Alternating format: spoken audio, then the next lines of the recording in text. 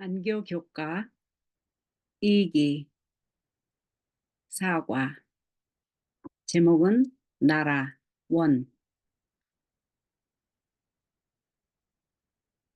먼저 여기에 인트로덕션을 보겠습니다. 인간이 세운 나라들은 하나님의 이상을 벗어나서 실패를 반복했다. 하나님은 아브라함을 택하시고 당신의 율법을 따르는 나라로 부르셨다.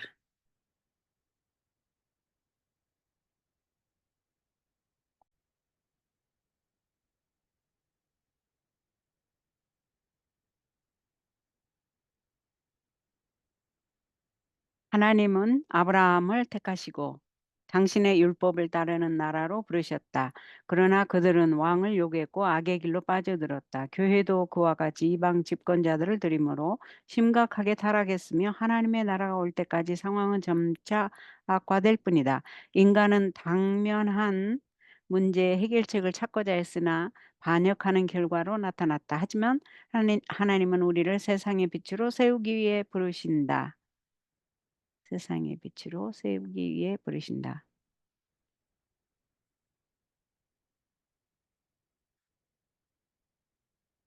기억절을 보겠습니다.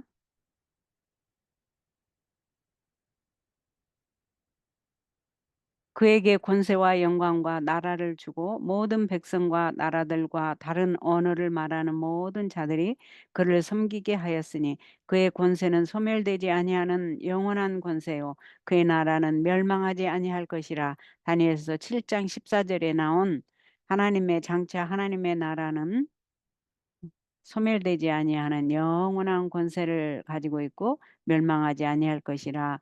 현세의 각 나라들과 비교해서 말씀이 나왔습니다.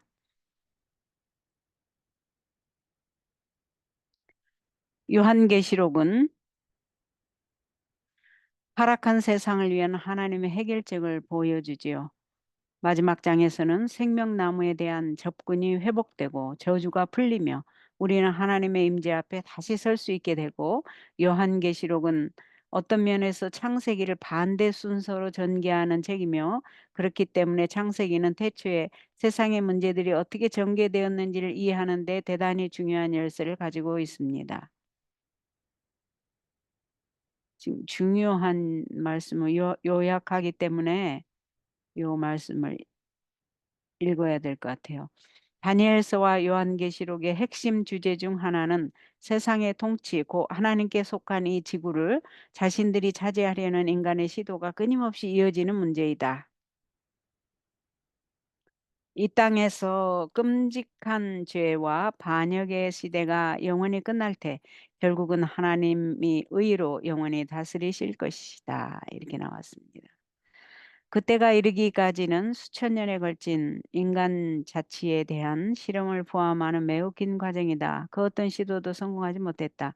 가장 높은 이상을 표방하는 자들조차도 항상 그 이상에 미치지 못했고 도리어 처참하게 실패하기도 했다. 수천 년에 걸친 인류의 슬픈 역사들은 대부분 이런 실패한 제도가 가져온 비극에 대한 기록에 불과하다.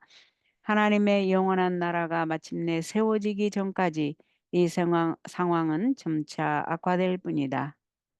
우리도 다 공감합니다. 학습 목표.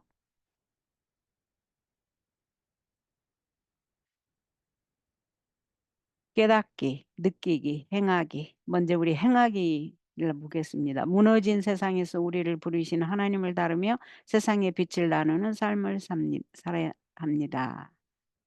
무너진 세상에서 우리를 부르신 하나님을 따르며 세상의 빛을 나누는 삶을 삽시다. 하나님께 우리가 빛을 받은 것이 무엇인지 정리해 보면 좋겠습니다. 느끼기, 깨닫고 느끼기. 하나님은 당신의 율법을 따르며 그 빛을 누리는 나라를 세우신다. 하나님의 법을 어긴 인간은 자신의 나라를 세웠지만 문제와 반역으로 이어졌다.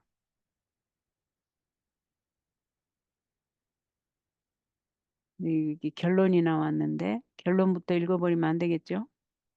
결론은요, 맨 끝에 하시는 분이 읽어야 되는데, 이제 살짝 맛만 보여드리겠습니다. 결론. 인간이 세운 나라들은 하나님의 이상을 벗어나서 실패를 반복했다. 그랬죠. 하나님은 아브라함을 택하시고 당신의 율법을 따르는 나라로 부르셨다. 네, 그랬습니다. 아브라함을 택하셨죠. 당신의 율법을 지키는 나라로 부르셨습니다. 그러나 그들은 왕을 요구했고 악의 길로 빠져들었죠. 교회도 그와 같이 이방 집권자들을 들임으로 심각하게 타락했으며 기억절에 나온 말씀이네요. 하나님의 나라가 올 때까지 상황은 점차 악화될 뿐이다. 인간은 당면한 문제의 해결책을 찾고자 했으나 인간은 당면한 문제 해결책을 찾고자 했으나 반역하는 결과로 나타났지요. 하지만 하나님은 우리를 세상의 빛으로 세우기 위해 부르셨습니다. 일요일로 가겠습니다.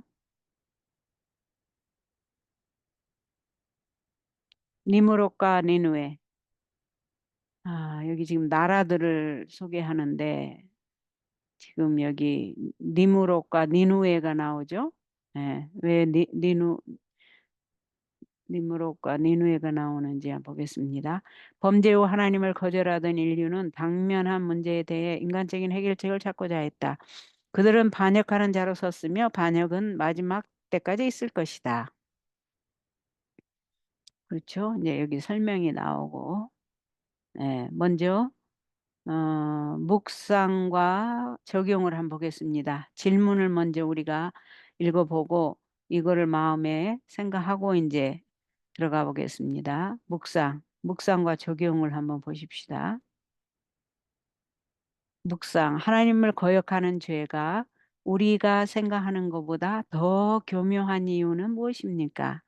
하나님을 거역하는 죄가, 하나님을 거역하는 죄가 우리가 생각하는 것보다 더 교묘한 이유는 무엇입니까? 하나님을 거역하는 죄가 우리가 생각하는 것보다 더 악한 이유는 무엇입니까? 이러지 않고 더 교묘한 이유는 무엇입니까? 그랬네요.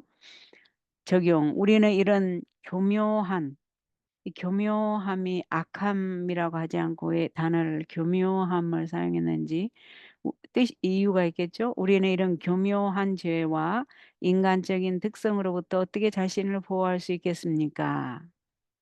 나와 있습니다.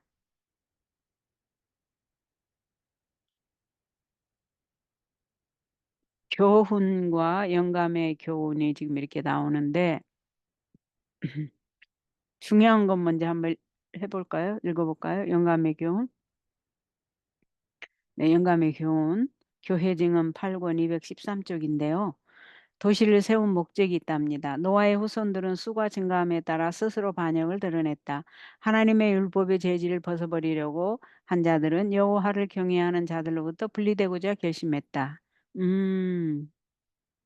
하나님의 율법의 재질을 벗어버리고자 하는 반역적인 마음을 가진 사람들은 여호와를 경배하는 자들로부터 분리되고자 결심했대요. 그들은 신할 평야에 한 도시를 세우고 온 세계의 기적이 될 하나의 탑을 거기에 건립하기로 결정했다. 이 탑은 어떤 홍수도 꼭대기에 미치지 못할 만큼 크고 견고해야 할 것이었다. 그 탑이 무슨 탑인지 여러분 짐작하시죠? 그렇게 그들은 스스로의 안전을 도모하고 자신들을 하나님으로부터 독립시키기를 희망했다. 하나님으로부터 독립하고자 하는 마음이 좋은 거 아니네. 그죠? 하나님의 지도하심을 바라고 항상 상의하고 하나님 인도하심을 바라야지 하나님으로부터 독립되기를 바라는 마음이 사단의 마음인 게 느껴집니다. 교회 증언 8권 213조. 교훈을 한번 보겠습니다. 교훈.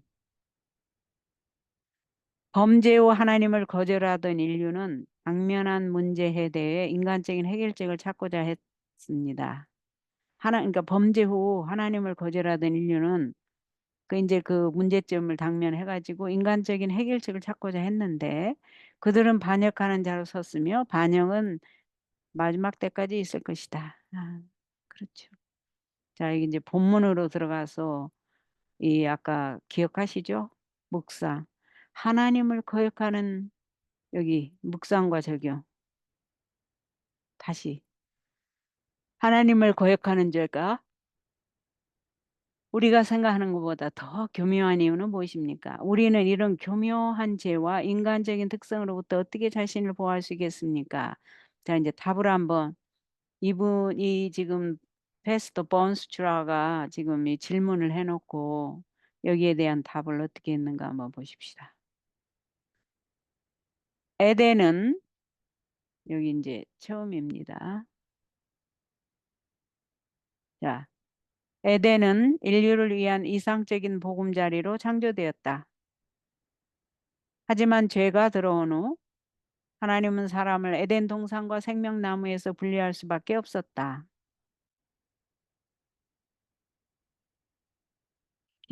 이해되시죠? 에덴은 인류를 위한 이상적인 보금자리로 창조되었어요.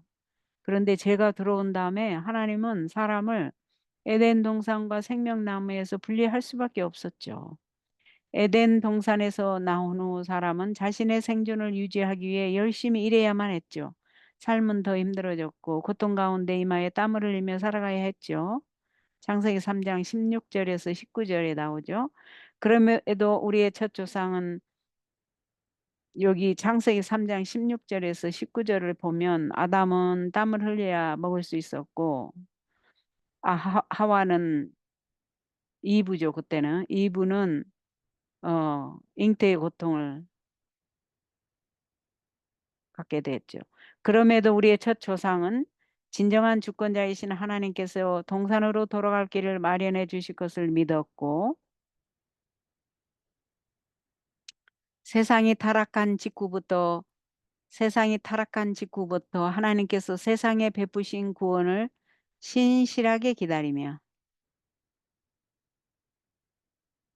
에덴의 동쪽으로 예물을 가져왔다. 우리의 첫 조상이 하나님께서 세상에 베푸신 구원을 신실하게 기다렸네요.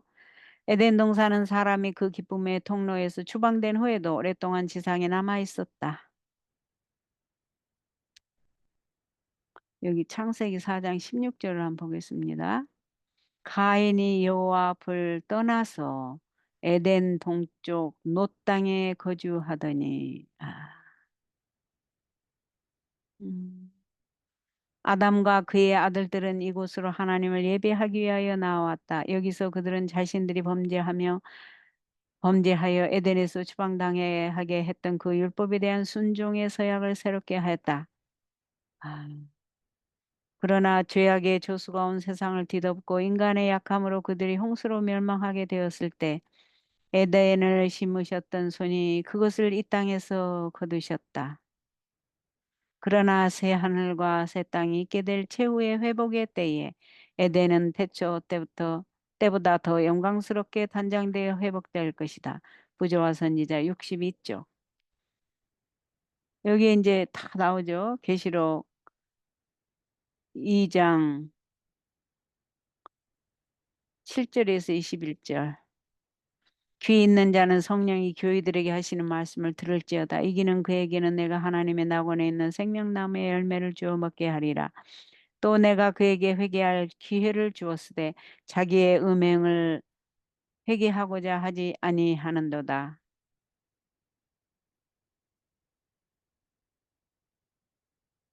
여기는 했고 여기는 묻지를 않지든 없네요.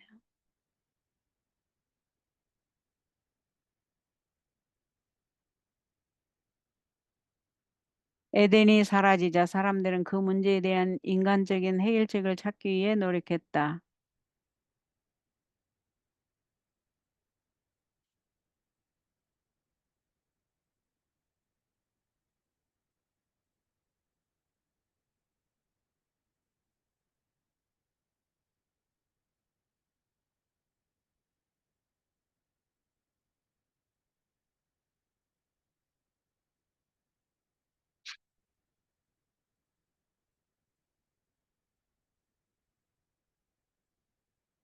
우리가 보는 도시 국가의 탄생, 더 편안한 삶을 만들려는 시도는 필경 에덴에서 잃어버린 것을 되찾으려는 시도였을 것이다.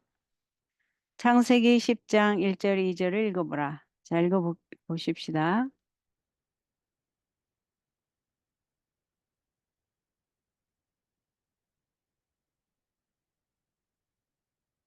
여기에는 니므롯이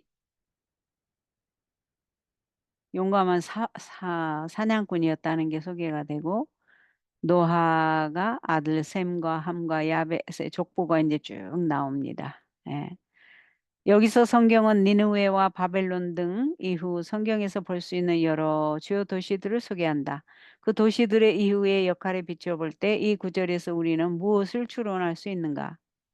어떤 사람은 리무롯에 대해 있고 그가 이교 신화에 등장하는 정복, 영웅과 같은 고귀한 영웅이라고 결론을 내린다. 그러나 성경이 그를 당해서 강력한 자, 여호와 앞에서 용감한 사냥꾼이라고 묘사한 것은 칭찬이 아니다.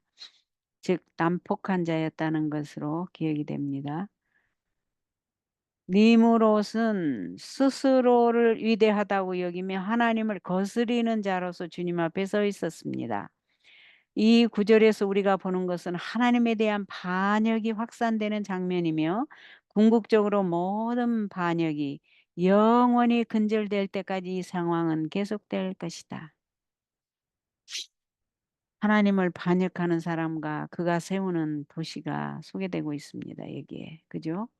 그러면 여기 묵상과 적용해서 하나님을 의지하지 아니하고 하나님을 떠나서 독립적으로 자기가 하나님보다 더 낫다. 하나님 도움 없이 하나님 인도하심 없이 하나님 없이 살 수 있다고 생각하는 그게 교묘하다는 거예요. 어리석음이죠. 그죠? 우리는 이런 교묘한 죄와 인간적인 특성으로부터 어떻게 자신을 보호할 수 있겠습니까? 우리는 그런 어리석음을 벗어내야 되겠다고 생각합니다.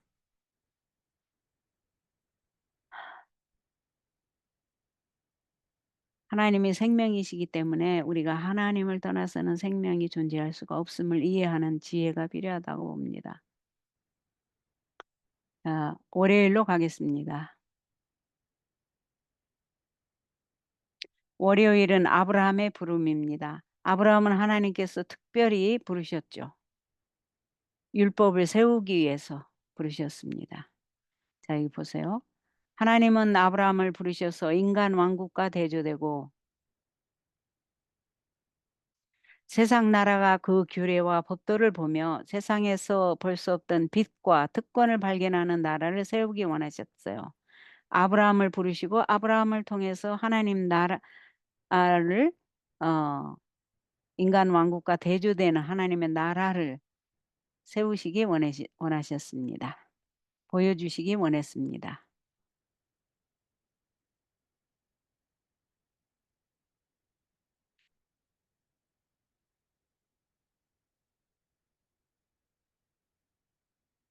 자, 이제 여기 처음에 음, 자, 보세요. 창세기 10장에서 우리는 다양한 민족의 탄생을 본다. 일반적으로 나라로 번역되는 히브리어는 고임으로 이방인을 일컫기도 한다. 창세기 10장은 인류가 땅, 방언, 종족, 나라로 나누어졌다고 말한다.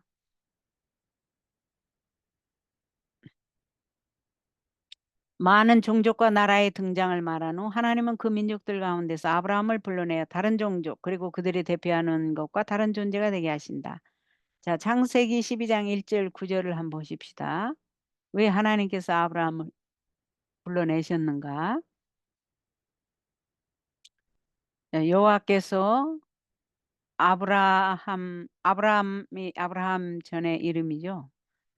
이제 친척과 고향과 아버지 집을 떠나서 내가 너에게 보여줄 땅으로 가라. 내가 너를 큰 민족을 이루고 너를 복을 주어 어, 큰 민족을 이루어 주겠다. 이렇게 이제 약속의 말씀이 나옵니다. 그래서 아브라함이 어, 그 조카 롯이랑 같이 데리고 이제 하란을 떠나 가나안으로 향해서 가는 그때가 75세였고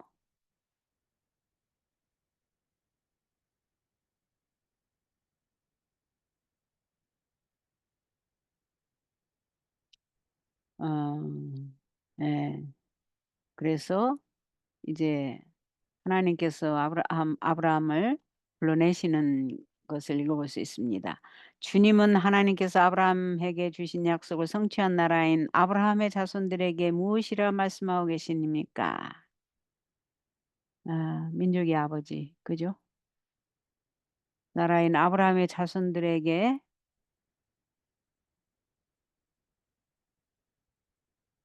무엇이라 말씀하고 계시는가? 무엇이라고 말씀하고 계시는가?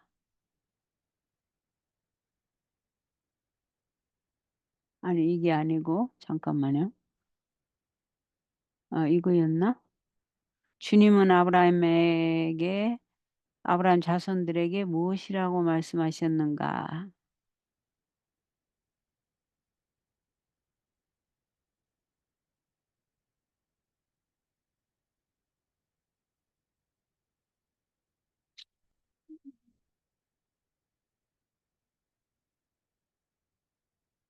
즉,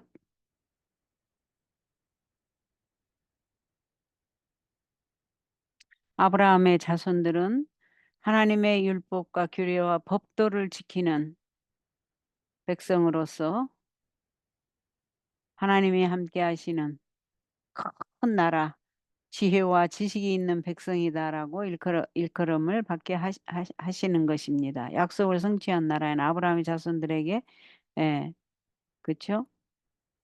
이것은 어떤 공동체의 한 개인의 증거가 아니라 당신과 협력하고 함께 일함으로써 하나님의 성품의 영광을 나타낼 수 있는 한 나라를 말씀한다. 또한 그들에게 주신 말씀에서 하나님께서 그들에게 규례와 법도를 주신 것만으로 그들이 특별하게 된 것이 아니라 그들이 그것을 준수할 때 다른 나라들이 이 큰 나라 사람은 과연 지혜와 지식이 있는 백성이로다라고 말할 수 있게 될 것이라는 점을 유의하십시오. 또 중요한 말씀이 여기 나오죠. 그 백성들이 아무리 진리가 주어졌다 해도 그 진리를 따라 어, 살지 않고 순종하지 않는다면 축복이 생명이 저주가 되고 죽음을 맞게 될 것이라는 것입니다. 자, 여기에서도 묵상과 적용을 한번 또 마음에 묵상과 적용의 질문을 마음에 담고 교훈과 영감의 교훈을 보겠습니다. 진리를 아는 것만이 아니라 그 진리에 순종하는 것이 중요하다는 원리에 대해서 생각해 보십시오. 알기만 하고 실천을 안 하면 안 되죠. 그죠? 거짓말하는 자지. 게으른 자고. 적용. 오늘날 재림교인인 우리에게 이 원리는 구체적으로 어떻게 적용될 수 있겠습니까? 여기 아까 위에서 말했잖아요. 여기. 그죠? 그 진리가 그 백성들에게 아무리 훌륭한 진리가 주어진다 해도 그 진리를 따라 살지 않고 순종하지 않는다면 축복이 아닌 저주를 생명이 아닌 죽음을 맞게 된다고 했잖아요. 네. 자, 교훈을 한번 보겠습니다. 교훈. 아니, 영감의 교훈을 먼저 볼까요? 영감의 교훈. 교회 증언에 뭐라고 나오셨나? 이스라엘을 부르신 목적이 있습니다. 주님은 그분의 백성 이스라엘을 불러내어 거룩한 진리를 그들에게 위탁하기 위하여 세상에서 그들을 분리시키셨다. 그분은 그들을 당신의 율법의 보존자로 삼으시고 그들을 통하여 그분 자신에 대한 지식을 사람들 사이에서 보존하고자 계획하셨다. 그들을 통하여 하늘에 비친 세상의 어두운 곳들을 비추어야 했다. 그리고 모든 사람에게 우상 숭배에서 돌이켜 살아계신 참 하나님을 섬기도록 호소하는 음성이 들려야 할 것이었다. 교회증언 5권 454쪽. 하나님께서 아브라함을 부르시어 한 나라를 세우시려고 계획하셨는데 이 세상 왕국과 견주어서 이스라엘을 부르신 목적이 있습니다. 율법의 보존자로 삼으시고 그들을 통해서 하나님의 품성이 나타나는 하나님에 관한 지식을 보존하는 계획을 거룩한 진리가 이 세상 사람들에게 빛으로 비춰지기를 계획하셨습니다. 그렇죠? 네. 자, 교훈을 보겠습니다.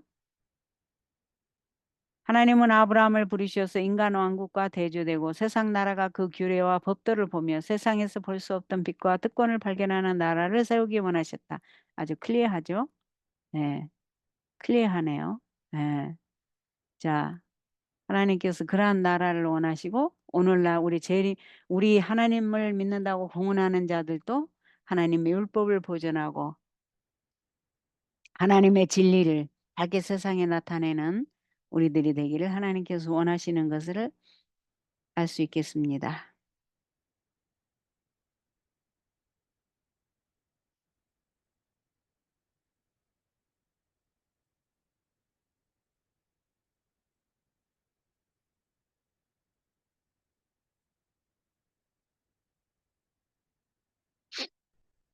오케이.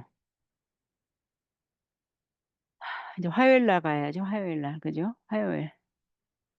화요일에 대해서는 또 뭐가 나왔나? 너희가 구한 대로 주었으니. 이게 또 무슨 말씀이신가? 너희가 구한 대로 주었으니. 인간 군주를 두지 않기로 했던 이스라엘은 왕을 요구했고 결국 점점 더 악한 길로 빠지게 되었다. 택한 백성의 악의 역사는 그들의 선택으로 말미암은 것이다. 택한 백성의 악의 역사는 그들의 선택으로 말미암은 것이다. 그들이 선택했죠. 왕을 달라고. 그죠? 예. 지금 제목이 뭐예요? 너희가 구한 대로 주었으냐? 이스라엘 백성들이 왕을 달라고 하나님께 구했죠. 하나님께서 그걸 달가워하지 않았지만 주셨습니다. 원래 이스라엘은 다른 나라들처럼 인간 군주를 두지 않기로 되어 있었다. 그러나 시간이 지나면서 사람들의 믿음은 흔들렸고 그들은 열방인, 이방인이 가진 것들을 갈망하게 되었다. 사무엘상 8장 4절에서 18절을 읽어보라.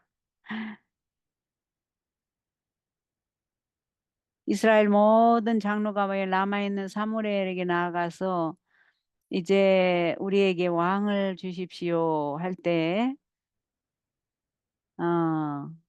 하나님께서 사무엘에게 백성들에게 다 이 말을 해라 해서 어, 그들이 너를 버린 게 아니라 나를 버린 거다 하시고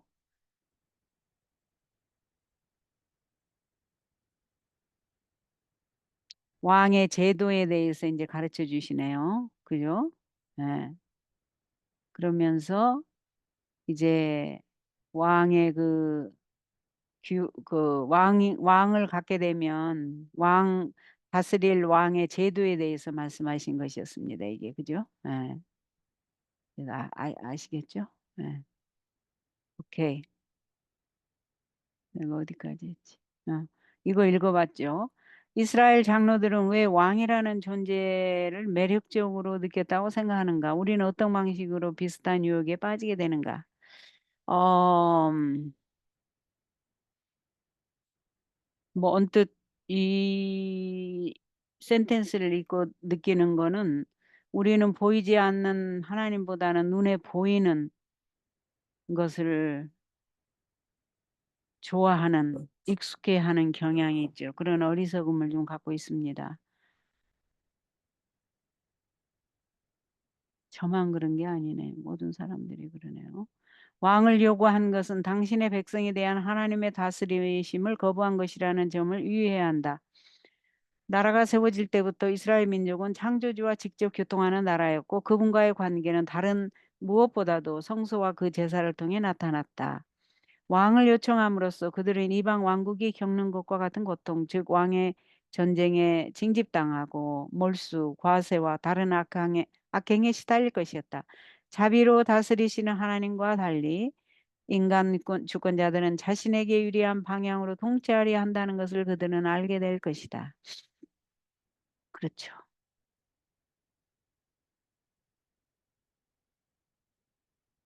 또한 새로운 조치는 영구적인 것이다. 이스라엘은 그들이 요구한 대로 받게 되겠지만 그것이 하향 조정이라는 것을 깨달을지라도 바꾼 상태 그대로 머물러 있을 것이다. 그날에 너희는 너희가 택한 왕으로 말미암아 부르짖되 그날에 여호와께서 너희에게 응답하지 아니하시리라.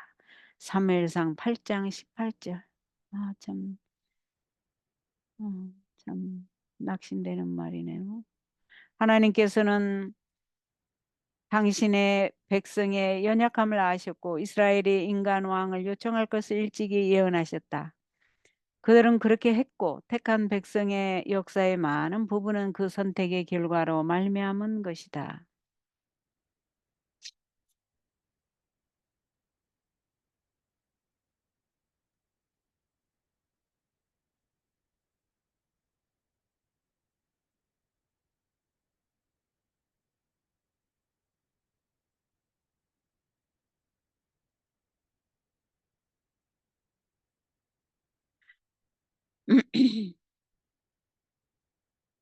자, 신명기 17장 14절에서 20절 읽어보겠습니다. 잠깐만요. 하나님께서 하나님께서 내가 네 위에 왕을 세우시겠다고 하시는 말씀하신 것이 아니라 오히려 당신의 백성이 왕을 원한다고 결정한 것을 유념해 보라. 하나님께서 인간 정부의 악으로부터 당신의 백성을 보호하기 위해 안전장치를 마련하셨음에도 이스라엘과 그 왕들의 역사가 보여주듯이 안전장치는 자주 무시되었다. 신명기 17장 14절에서 20을 읽어보라.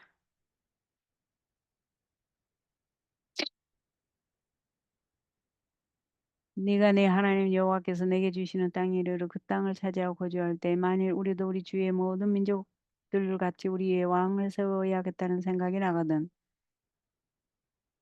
와, 신명기에 이미 말씀 예언을 하셨네. 그죠? 반드시 네 하나님 여호와께서 택하신 자를 네 위에 왕으로 세울 것이며 네 위에 왕을 세우려면 네 형제 중에서 한 사람을 할 것이요 네 형제 아닌 타국인을 네 위에 세우지 말 것이며 그는 병마를 많이 두지 말 것이요 병마를 많이 얻으려 그 백성을 애국으로 돌아가게 하지 말 것이니 이는 여호와께서 너희에게 이르시기를 너희가 이후에는 그 길로 다시 돌아가지 말 것이라 하였음이며 그에게 아내를 많이 두어 그의 마음이 미혹되게 하지 말 것이며 자기를 위하여 은금을 많이 쌓지 말 것이니라. 하나님 그러셨구나. 그가 왕위에 오르거더니 율법서의 등사본을 레위 사람 제사장 앞에서 책에 기록하여 평생에 자기 옆에 두고 읽어 그의 하나님 여호와 경외하기를 배우며 이 율법의 모든 말과 이 규례를 지켜 행할 것이라.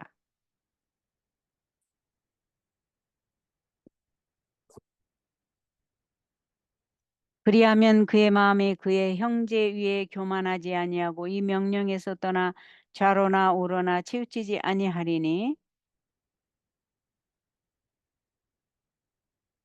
이스라엘 중에서 그와 그의 자손이 왕위에 있는 날이 장구하리라. 하나님께서 이미 다 예언을 해놓으셨네요, 여기. 와, 우리 하나님의 철저하심을 보고 감동입니다. 이 왕국들의 통치가 상황을 얼마나 악화시켰는지는 이스라엘이 왕을 세우기로 한 결정 이후의 역사를 보면 알 수 있습니다. 어떤 왕은 다른 왕들보다 좀 나았지만 선한 왕들조차 잘못을 저질렀죠. 다윗과 밧세바 경우 많은 경우 여호와의 눈앞에서 악을 행하는 왕들의 통치가 이어졌죠.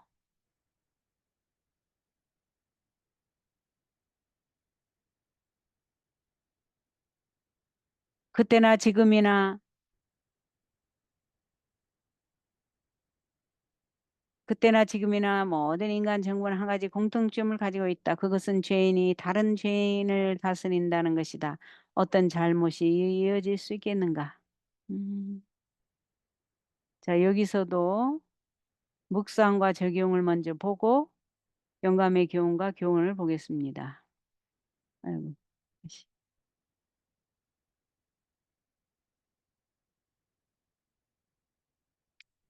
묵상. 인간이 구하는 것을 따라 주어졌을 때 어떤 일이 일어났는지 묵상해 보십시오. 인간이 구하는 것이 가져오는 문제를 생각할 때 개인의 소원과 하나님이 그것을 응답하는 방식을 우리가 어떻게 이해하는 것이 바람직하겠습니까? 어,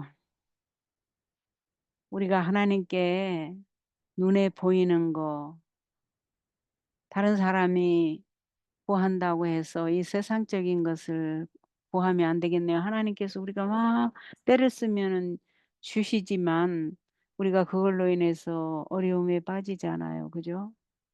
하나님께서 차라리 우리가 기도를 해도 들어줄 것은 들어주시고 안 들어줄 것은 안 들어주시는 것이 오히려 우리에게 생명이 되겠습니다.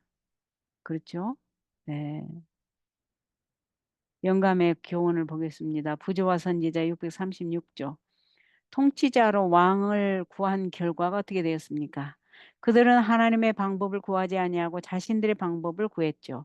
그런 거로 하나님께서는 저희가 바라던 그와 같은 왕, 즉 그들의 품성을 닮은 왕을 그들에게 주셨죠. 죄인들에게 죄인인 왕을 주셨습니다. 그들의 마음은 하나님께 복종하지 아니하였고 그들의 왕도 역시 그들의 마음은 하나님께 복종하지 아니하였고 그들의 왕도 역시 하나님 은혜에 복종하지 않았죠. 그들은 이 왕의 통치 아래서 저희의 과오를 깨닫고 하나님께 돌아와 충성하는 데 필요한 경험을 얻어야 했죠. 그렇죠. 교훈을 읽겠습니다. 우리 멋대로 하나님께 떼쓰는 것이 얼마나 무서운 일인 걸 알겠네. 그죠? 인간 군주를 두지 않기로 했던 이스라엘은 왕을 요구했고 결국 점점 더 악한 길로 빠지게 되었다.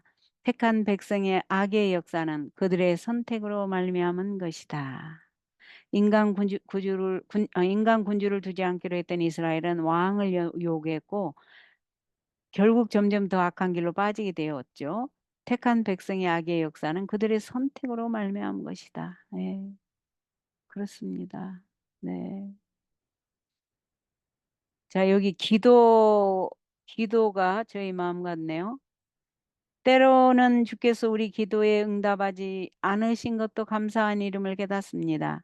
저희는 무엇을 구하는지 모르면서 인간의 생각으로 구할 때가 있습니다. 우리를 홀로 두지 마시며 기도할 때 인도하셔서 주의 뜻을 따라 구하게 하옵소서. 네, 저는 여기까지 하겠습니다. 이제 다음 수목금은 내일 하겠습니다.